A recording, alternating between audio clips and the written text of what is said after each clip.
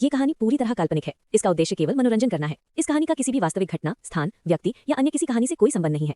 यदि किसी प्रकार की समानता प्रतीत होती है तो उसे मात्र एक संयोग माना जाए।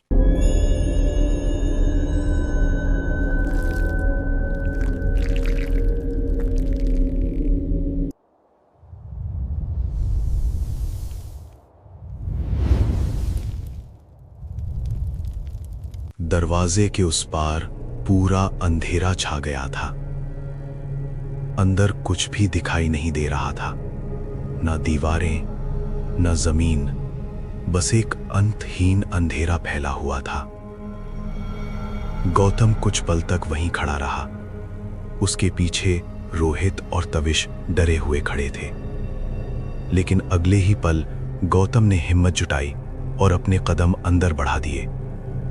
जैसे ही उसने अंदर कदम रखा, चारों तरफ धीमी धीमी फुसफुसाहट गूंजने लगी। आवाजें इतनी अजीब थीं कि समझ नहीं आ रहा था कि वो क्या कह रही हैं, लेकिन उनमें एक अजीब सा डर था। तभी अचानक गौतम के सामने काला धुआं इकट्ठा होने लगा। वो धुआं धीरे धीरे घना होता गया और देखते ही देखते वो सीधा गौतम के शरीर से लिपट गया। कुछ ही सेकंड बाद जब धुआं हटा, रोहित ने गौतम को देखा। गौतम बिल्कुल शांत खड़ा था, लेकिन उसकी आंखें पूरी तरह काली हो चुकी थीं। अब गौतम धीरे धीरे अंदर की तरफ बढ़ने लगा, जैसे वो किसी और के नियंत्रण में हो। रोहित और तविश उसे रोकने की कोशिश कर रहे थे, लेकिन गौतम जैसे उनकी कोई बात सुन ही नहीं रहा था। कुछ ही दूरी पर गौतम एक जगह पहुंचा, जहां एक छोटे पहाड़ जैसा पत्थर था, जिसके बीचों बीच एक गहरी सीधी दरार थी। तभी गौतम एक अजीब सी आवाज में कुछ बड़बड़ाने लगा। रोहित ने तुरंत उसे पकड़कर झक छोड़ते हुए जगाने की कोशिश की, लेकिन कोई असर नहीं हुआ। तभी तविश ने गौतम का हाथ पकड़कर उसे पीछे खींचने की कोशिश की, लेकिन उसी पल गौतम की काली आंखें और गहरी हो गईं और उसने अचानक तविश पर एक जोरदार वार कर दिया। तविश हवा में उछलकर दूर जा गया और दर्द से कराहने लगा। रोहित ने पीछे से गौतम को कसकर पकड़ लिया, लेकिन गौतम ने उसे भी आसानी से उठाकर जमीन पर पटक दिया। दोनों बुरी तरह घायल हो गए, लेकिन फिर भी हार नहीं मानी। दोनों एक साथ उठे और गौतम को रोकने के लिए फिर से उसकी तरफ बढ़े। तभी गौतम ने दोनों का गला पकड़कर उन्हें हवा में उठा लिया। दोनों तड़पने लगे, उनकी सांसें रुकने लगी। लेकिन तभी अचानक गौतम का शरीर कांपने लगा। उसकी पकड़ धीरे धीरे कमजोर होने लगी और रोहित और तविश नीचे गिर पड़े। गौतम जोर जोर से चिल्लाने लगा, जैसे वो अपने ही अंदर किसी ताकत से लड़ रहा हो। उसके हाथ का स्टार मार्क धीरे धीरे चमकने लगा और उसकी रोशनी बढ़ती गई। गौतम पीछे की तरफ गिर पड़ा और बुरी तरह तड़पने लगा। कुछ ही पल बाद उसका स्टार मार्क अचानक तेजी से चमका और उसके शरीर से एक काली हवा बाहर निकल गई। थोड़ी देर बाद गौतम धीरे धीरे उठ खड़ा हुआ। उसकी आंखें अब सामान्य हो चुकी थीं। रोहित और तविश तुरंत उसके पास आए और उसे गले लगा लिया। गौतम ने भारी आवाज में उनसे माफी मांगी, लेकिन रोहित ने माहौल हल्का करने की कोशिश की और हंसते हुए कहा, मुझे पता था मेरी हरकतों से परेशान होकर एक दिन तू मुझे मारेगा, पर इतना मारेगा ये नहीं सोचा था। तीनों हल्का सा हंस पड़े। लेकिन तभी गौतम को अचानक कुछ अजीब महसूस हुआ। वो तुरंत पीछे मुड़ा, लेकिन वहां कोई दिखाई नहीं दिया। फिर भी उसे यकीन था कि वहां कोई मौजूद है। गौतम ने दोनों को सतर्क करते हुए बताया कि यहाँ एक अदृश्य शक्ति है जो दिखाई नहीं देती और वही उस पर पहले भी हमला कर चुकी है। तभी अचानक चारों तरफ से भयानक चीखें गूंजने लगीं। आवाज इतनी तेज थी कि रोहित और तविश के कानों से खून निकलने लगा। गौतम ने अपने कान बंद किए और आगे बढ़ा, लेकिन तभी एक अदृश्य ताकत ने उस पर हमला कर दिया और वो जाकर दीवार से टकरा गया। रोहित और तविश उसकी तरफ भागे, लेकिन उन पर भी हमला हुआ और दोनों अलग अलग दिशाओं में जा गिरे। गौतम किसी तरह उठा। उसने कुछ पल के लिए अपनी आंखें बंद की और मन ही मन कुछ कहा।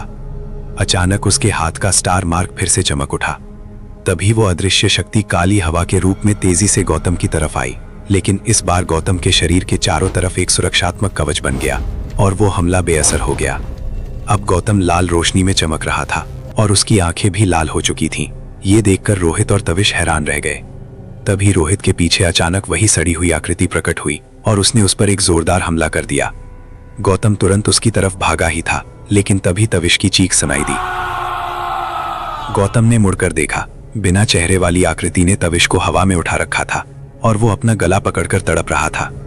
गौतम एक पल के लिए समझ नहीं पाया कि वो क्या करे। इसी बीच पीछे से अदृश्य शक्ति ने उस पर एक जोरदार हमला किया और वो जाकर रोहित के पास गिरा। गौतम ने रोहित को जगाया और उसका हाथ पकड़कर खड़ा हो गया। तभी उसकी नजर तविश की तरफ गई। तविश अभी भी हवा में ही तड़प रहा था, लेकिन उसका शरीर सुन्न पड़ने लगा था। गौतम और रोहित दोनों तविश की तरफ दौड़े। गौतम ने अपना हाथ आगे बढ़ाया और मन ही मन कुछ कहा। उसके हाथ से निकली लाल रोशनी ने चुड़ैल की शक्ति को काट दिया और तविश नीचे गिरने लगा, लेकिन गौतम ने तुरंत उसे संभाल लिया। रोहित भी वहां पहुंच गया। तभी चुड़ैल ने फिर हमला किया, लेकिन इस बार गौतम ने तुरंत एक प्रोटेक्टिव शील्ड बना दी और तीनों उस वार से बच गए। लेकिन तविश अब बेहोश हो चुका था। रोहित पूरी तरह घायल था और गौतम पूरी तरह थक चुका था। तभी तीनों शक्तियां, सड़ी हुई आकृति, बिना चेहरे वाली चुड़ैल और वो अदृश्य शक्ति उनके सामने आ गई। तीनों ने एक साथ हमला किया। गौतम ने पहले 2 हमले किसी तरह रोक लिए, लेकिन तीसरा वार सीधे उसके सीने पर लगा। वो घुटनों के बल गिर पड़ा। उसके मुंह और नाक से खून निकलने लगा। वो अब लगभग हार चुका था। तभी रोहित ने देखा कि पीछे से सड़ी हुई आकृति गौतम पर आखिरी वार करने आ रही है। रोहित बिना कुछ सोचे दौड़ा और गौतम को धक्का देकर खुद उस वार के सामने आ गया। उस आकृति की नुकीली हड्डियां सीधे रोहित के पेट को चीर गईं। रोहित की आंखें फैल गईं और वो धीरे से जमीन पर गिर गया। गौतम ये सब देखकर सन्न रह गया और उसी पल तीनों शक्तियों ने एक साथ उस पर हमला कर दिया। बेबस गौतम ने अपनी आंखें बंद कर ली और उसने ये मान लिया कि अब वो सब मरने वाले हैं और अंधेरा एक बार फिर उसे पूरी तरह घेरने लगा। If you enjoyed this story, don't forget to like this video.